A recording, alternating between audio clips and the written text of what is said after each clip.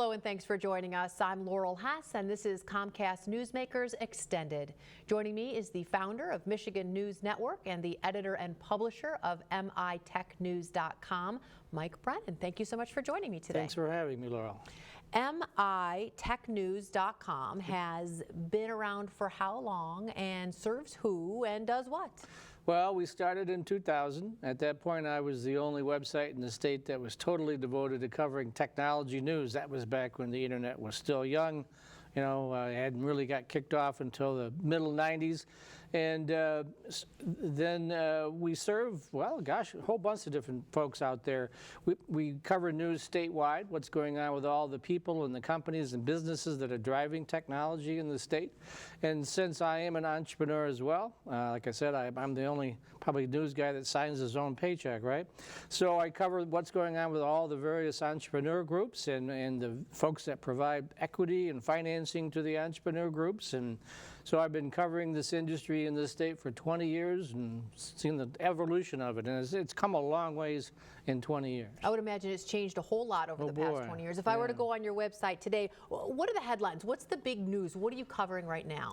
Well, you know, the big buzz right now is autonomous vehicles, connected vehicles, mobility, because everyone has these smartphones. They want to plug them into their cars. They want their cars to be smart so they can communicate with everybody and everything. Of course, the downside of that is the hackers are out there, and there's a big controversy around that. So we cover a lot of cybersecurity news as well, talking about how vulnerable businesses might be and how important it is that they really pay attention to this, that it's pretty easy for the bad guys, which, gosh, they're very organized around the world, coming out of China and Eastern Europe and Russia and just criminal enterprise. So we talk about that. Talk about apps being created. Again, getting back to the smartphone, everyone has that. I mean, who doesn't have a smartphone these days, right? And a few of my friends do, but I don't actually. My older father-in-law. Yes. We cover life sciences news. Another coverage we picked up is drones. Drones are getting very big right now. Just in December, the FAA required drones to be registered, and there was like 500,000 drones sold for Christmas. But there's a lot of regs that go along with it. You can't fly them in certain places and do certain things, so we cover that, let people know about that. Gosh, just a whole bunch of different things like that. And then we do it in a lot of different formats. We have the website, we have newsletters, we have an internet radio show. I appear on WJR as an internet advisor every Saturday, and they talk about my headlines, so we cover it lots of different ways. And video news, where you're going to, is this something you're going to do on your website, or is this separate from your website where you're providing news via video? I know you haven't done it yet, but you're getting ready to launch this whole new venture. Well, we have a couple. Some of the folks that we work with already have stuff on YouTube or Vimeo, so we'll pick up those links. It's pretty simple to drop it into my website. But we formally haven't gone forward, but we plan to this quarter, second quarter, of launching video news. We're going to do it in a couple different ways. I also own a piece of a company called Video Meeting, which is a web conferencing software out of the cloud. So the beauty of that is you just need a high-speed connection, and well, you need if it's multiple people on the connection, then you need a headgear on. But other than that, I can interview anyone anywhere in the world, and we can get them on the show live or on demand. And then we're also going to, I know some videographers I'm going to be working with, and we'll just do some basic TV style, 1 or 2 minute interviews about whatever some hot topic is in technology. So launching all that, and I think we have everything covered at that point. I'm not sure if we missed any technologies, When you started 20 years ago with your website, did you have any clue how many things you would start and then it would evolve into starting something else and letting that go? Just how the technology you've been involved in has changed over the years. Yeah, just in the beginning it was just, well, let's give this thing a shot and see what happens. And tell you the truth, I didn't really do much about business. I mean, I covered business. I was a business writer for a long time. One thing to cover it, another thing to run it. I mean, everybody's good at something, but not at everything. And running a business, it's tough. So same thing with the technologies. Over the years, they've come and gone. Some of them, we did, as I mentioned earlier, we did streaming when that was real big. That was probably 10, 12 years ago. Then that kind of fizzled out. And then we were really big into podcasts for a while. And that kind of fizzled out. But you just keep trying different things. New technologies come along. You experiment with them. And audiences, they like to get their news in different ways. For instance, millennials are really big on video. Baby boomers, they still are wedded to text. So, that's why we have newsletters and the website. And the Gen Xers are kind of in between. They like video, audio, they like it all. So, I mean, we try to serve it all different ways. In fact, the University of Michigan right now is creating me an app that'll allow people to custom build their own MITECHNEWS. So when you push the button to launch the app on your smartphone, you'll be able to set it up to say, well, which news do you want? You just want life sciences, you want mobile, and what mediums do you want it? Do you want it in text? Do you want it in audio? Do you want it in video? So hopefully that's going to be ready here in the next 30 days. Where do you come up with all of your content? Is this you out there pounding the pavement? You've got people all over the country gathering info. I mean, in order to sell this in all these different ways, that you've got to have some really quality content. Well, we have a lot of content partners, and I also get fed a lot of stuff by a lot of different people. We vet it, of course. You get the traditional route with folks just sending me tips. I go to a lot of meetings and hear things and follow up on them. I pick up the various PR services out there just to see what's going on. But more importantly, we have content partners. Right now we have 9 of them. Those include folks like the Mobile Technology Association of Michigan, Engineering Society of Detroit. One of our kind of fun content partners is IT and the D, and that's an internet radio show that's now the #1 internet show for technology in the world on SoundCloud. And that's done right here in Ferndale. In fact, we work out of the Ferndale studios ourselves. So you're throwing terms around like SoundCloud, and us old folks. Yes, I'm sorry. No yes. idea. No, I'm not. They're not a criticism iTunes, at all. It's always changing. Yes. Well, SoundCloud is like iTunes or Stitcher and all these other services, where you sign up for a subscription, as it were, and you tell it which shows you want it delivered to you, and then every time there's a new segment that goes online, it delivers it to you. And SoundCloud is one of those services. So you're devoted really primarily to technology. You mentioned also entrepreneurship. Yep. Obviously, that provides you with enough content. Is it refreshed daily? If folks come back to your website or are listening in, obviously, I don't know if your radio shows weekly or daily, but are they always getting more different new information? Yeah, 24/7. We update it all the time. It depends on what's going on. I mean, sometimes, for instance, in the middle of the week, we load up. Well, I'll get into that in the next segment, but we load up whatever is available, whatever we've done the news in, what medium that would be, whether that's a podcast or a straight story or whatever. But yeah, it's always constantly coming in, and so it's just a matter of me staying on top of it and managing it. That can't be easy. Technology is changing, as we mentioned, with your own format all the time, but certainly out and about as well. You said you'd talk about it in the next segment. Give us a little teaser as we talk about something called M² TechCast. Yep. What is that? Well, courtesy of our folks at IT and the D, they created a studio in Ferndale where they invited content creators like myself, and as Matt Roush is my partner now on that. But there's also 43 other shows that they produce out of that studio, all focused on Detroit. And so we do our show on Mondays from 3 to 4 live, and then we break out individual segments, and then we put those segments up to MITECHNEWS, and you can listen to the whole show for an hour, or you can just listen to what you want to. Which is really how folks are taking in their news these days, right? I don't want to be bothered with that, but that really interests me. I've got time for 5 minutes. I don't have time for 20. They can customize it any way they wish. Absolutely. All right. Well, thank you so much. Let's talk a little bit more about M² TechCast when we come back, and all the other ventures that you are into. Stay with us, and you stay with us as well. We will be right back. Great shops, great eats, and great places. It's My Destinations, only on Xfinity On Demand. From Detroit to Grand Rapids, now you can check out some of Michigan's greatest destinations. Delicious pizza, Michigan craft beer, great family museums, and so much more. It's easy. Push the On Demand button on your remote, navigate to Get Local, and select My Destinations. It's My Destinations, only on Xfinity On Demand. Another way Comcast stays focused on the community.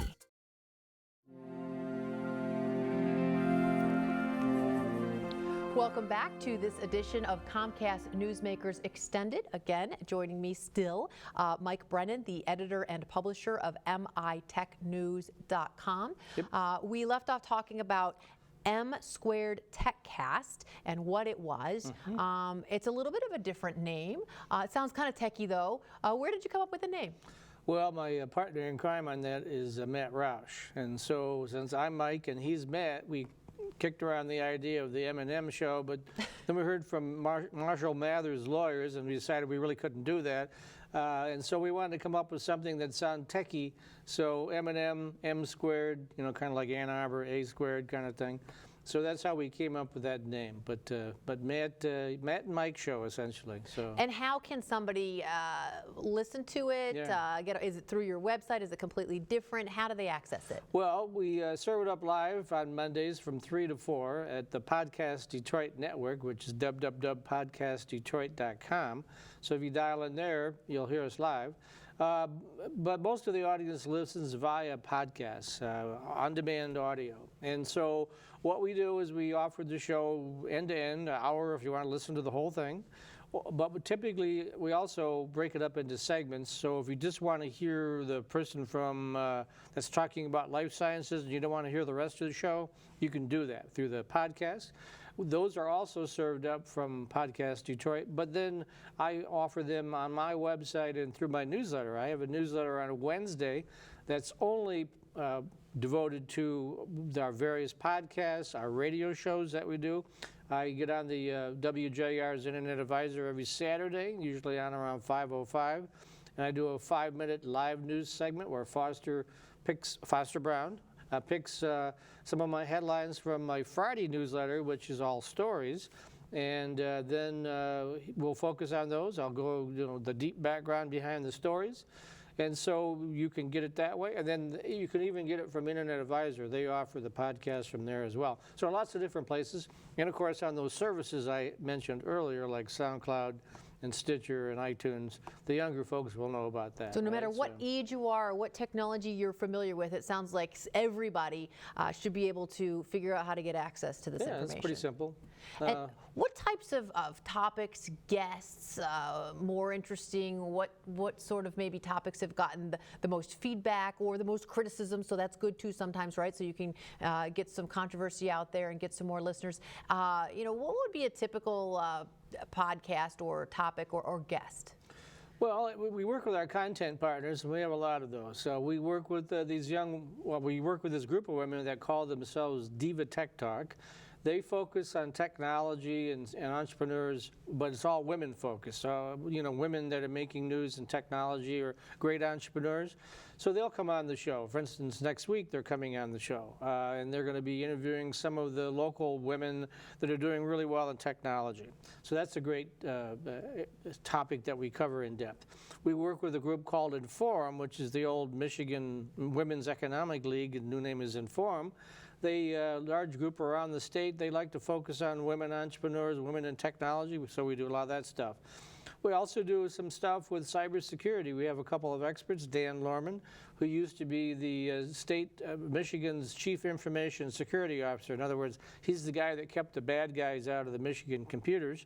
And then Richard Steenan, who I wrote a cybercrime novella with a couple of years ago. Throw a little pitch there, right? So Richard comes on the show and they talk about what the latest, whatever national or international news is in cybersecurity, because it doesn't really matter. If it happens on the internet, it touches everyone. Then we also have drone law updates. People go, drones? Well, these are really quadcopters. These are the ones you buy in the store for $1,000 or less.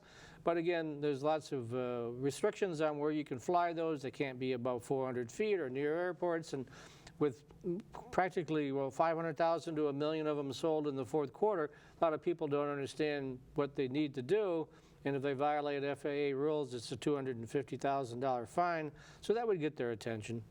So we try to make sure they don't get themselves in trouble. But all those topics are covered. We do life sciences stuff.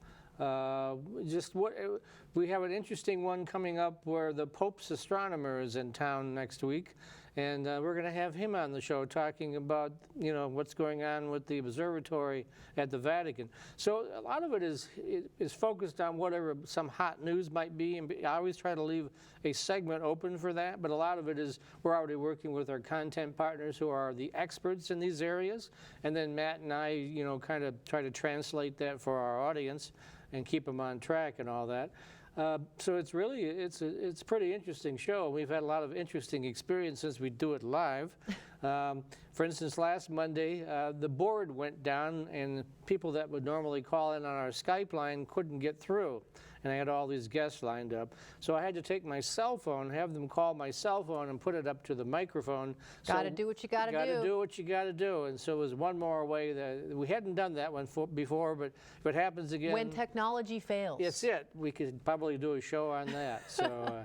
But it does sound like you have topics that are a big wide appeal to a mainstream audience, Right. as well as the nerdy little tech gurus who need to know the little, the little laws about the drones, because I don't care about drone laws, but I like what you were saying about the Pope's astronomer kind of piqued my interest. So who's your typical listener, follower, audience member? It's really a wide variety of folks. We appeal to some of the younger folks. I mean, anybody that's interested in technology, because we don't talk down to the audience. I mean, we assume there's a certain level of understanding. Don't ever assume anything. Yes, I know. It's kind of like the Wall Street Journal doesn't talk down when you read that. You have to be somewhat business savvy, right? Well, it's the same principle here. We just assume that you're somewhat technology savvy because our stories are kind of the inside baseball And you stuff. probably wouldn't be subscribing to the technology podcast if you Right. didn't have some inside knowledge. Oh, absolutely. And then we feature, like I said, we feature a lot of folks that are making the news, and then everyone loves to hear their own voice, right? So then they share that with their social media groups, and they're happy. And again, we're just expanding the audience. We actually have some new content partners we have not yet announced. I'll use this opportunity to do so, if I may. Small Business Association of Michigan with 25,000 members. They're coming in as a content partner, and I'll be providing technology coverage for that group. The Michigan Small Business and Development Center, which is an SBA-backed group, works with 20,000 or so entrepreneurs and businesses, helping them with training and all that stuff. They're coming in as a partner. Paul Eisenstein, who does some really fabulous coverage of autos with the Detroit Bureau, is coming in as a partner. And then we have another one called globalautoindustry.com. Ron Hesse, who's been around as long as I have, known Ron forever.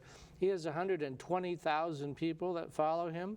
He's coming in as a partner. So, I mean, we continue to look for ways to improve our coverage, expand it, make it, more in-depth, because we hate that mile wide and an inch deep stuff. We want to actually give you why this story is important and why you should know about it. That's our mantra. So I want to put you on the spot, and you probably are not a soothsayer, but where do you see your content, your technology, your information? How do you see all this transforming, and what's it going to look like in the next 5 to 10 years? That's a toughie, because there's somebody somewhere in some garage or basement or lab that's going to come up with something that we're not expecting. But essentially, everything's going mobile. I mean, the smartphones are getting smarter, the screens are getting bigger. Whether it's an iPad or something of that size, or just a big smartphone you hold to your ear, everything's going to the smartphone. I mean, worldwide, there's billions of these things. So that's really where it's headed. All the information you're going to consume is going to, or it may even be a chip that's embedded in you. I was just going to ask, when do they sew the little computer chip in your hand? That's being talked about. I'm not sure that's something I'd want to do. But my kids will be signing up for it. Absolutely. So lots of very mobile ways, and the news comes to you, essentially. All right, you get to pick and choose all kinds of, it's exciting, it's an exciting time, and Yes. you can't predict the next 5 or 10 years. No, can't predict next week, so. Thank you so much for joining us today. Thanks, Laurel. And thank you for joining us as well. When we come back, we'll continue here on Newsmakers Extended with Matt Roush right after this, so don't go away.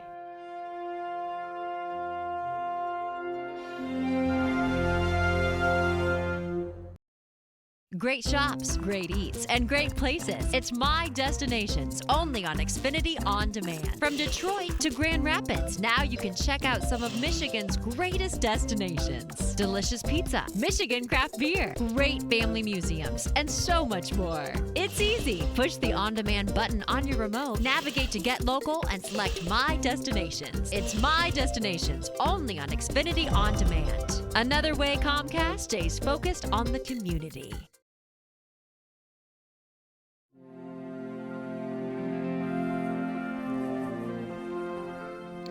Welcome back. Joining me now is Matt Roush, the Director of Media Relations at Lawrence Technological University. Thank you so much for joining us today. Well, thanks for the opportunity. I appreciate it. We left off talking with Mike about one of your latest ventures, M Squared TechCast, or the M Squared TechCast. You're involved in that as well. How did you get involved with it all? Well, Mike and I have both been covering high tech in Michigan since the late 1990s. I was originally the tech reporter at Crane's Detroit Business, and then later for WWJ News Radio 950. And Mike was the tech writer at the Free Press and then struck out on his own with MITECHNEWS.com. And we were competitors for a while, but it was always a friendly competition. And when Mike decided that he wanted to do a podcast, he just asked me to join along as a co-host. And so we've had a lot of fun doing about 30 episodes so far. We go out live on the internet at 3 o'clock Eastern Time on Mondays, and then it's available for download later in the week, usually by Thursday, Friday, along with all of our back issues. And we're exploring high tech from a Michigan perspective, which is the same thing I tried to do with the IT report for WWJ. You know, Michigan has a unique take on a lot of tech topics because we have a manufacturing background, an automotive background. We actually make stuff here, and so that lends sort of an interesting flavor to the kind of tech that happens around here, the kind of software development that happens here, and the kind of other technological activities that take place here. So you're a tech guy. You've always been a tech guy. Your entire background is a tech guy, but most recently you have acquired a new professional position at Lawrence Technological University. So Yes. tech is in the name, but you're a media relations guy now. Yes, I am. How's that going for you? I'm on the PR side now. I love it. I got to tell you, Lawrence Tech is a school. It's been around since 1932. It was founded originally as part of Henry Ford's ongoing activities to try to turn auto workers into skilled trades workers, and then some of those into automotive engineers. What was originally called Lawrence Institute of Technology was founded by a Henry Ford associate, two brothers named Lawrence, on the Highland Park campus of Ford Motor Company, the original Highland Park plant of Ford Motor.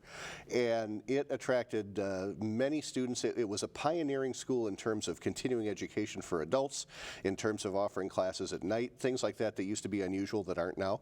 The campus moved to Southfield in 1955 onto land that had been, get this, a General Mills research farm. So they tested scientific cows there, I guess. But the campus moved there in 1955, and it was primarily a night school for a lot of years, and primarily for older students, people in their late 20s through their 30s. More recently, the school now has about 4,500 students. We have about 3,000 undergrads and about 1,500 grad students. So it's still small. I mean, I've grown up around Lawrence Tech, as you know, us Michiganders like to abbreviate it to, and I didn't realize it was still kind of a small, boutique-y little school. Yes.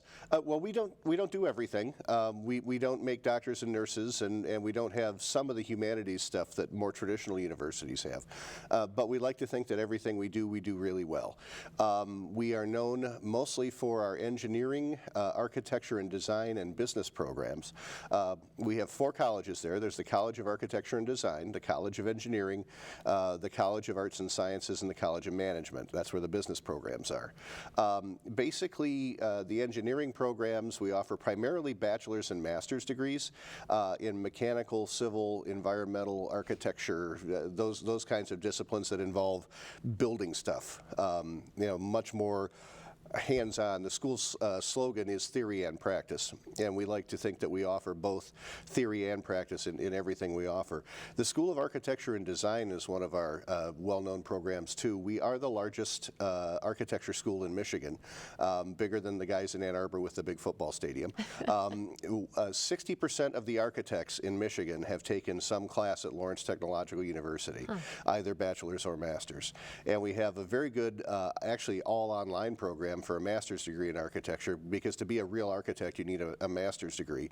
And frequently for people working as designers in the industry, that's not convenient or possible. So we do have a very good, well-regarded online program there.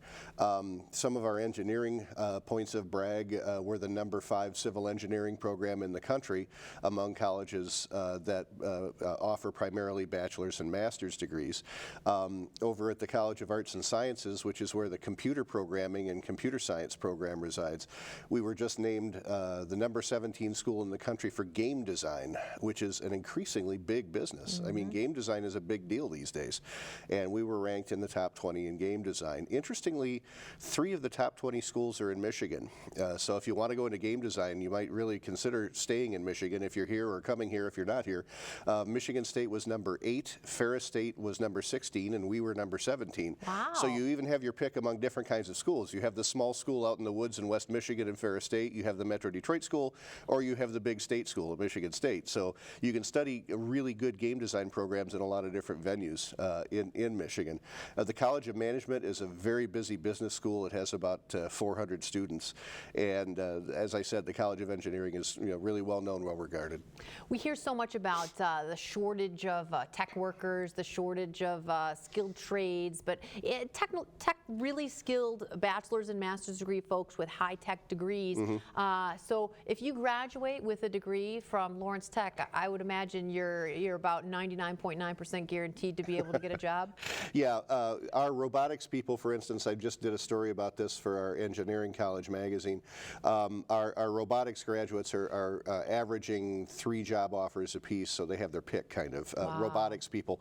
And what's interesting is it's not just companies that make robots that are snarfing up robotics graduates right now. The big 3 automakers are hiring a lot of robotics engineers because that's where the technology for autonomous vehicles is going to come from. They're essentially robots that drive you places. That's what autonomous cars are, and so they're hiring an awful lot of robotics engineers. We just had, in fact today, I just sent out the press release today, Payscale.com, the online benefits website, ranked us 56th in the country for the earning power of a Lawrence Tech degree, for the ROI of a Lawrence Tech degree.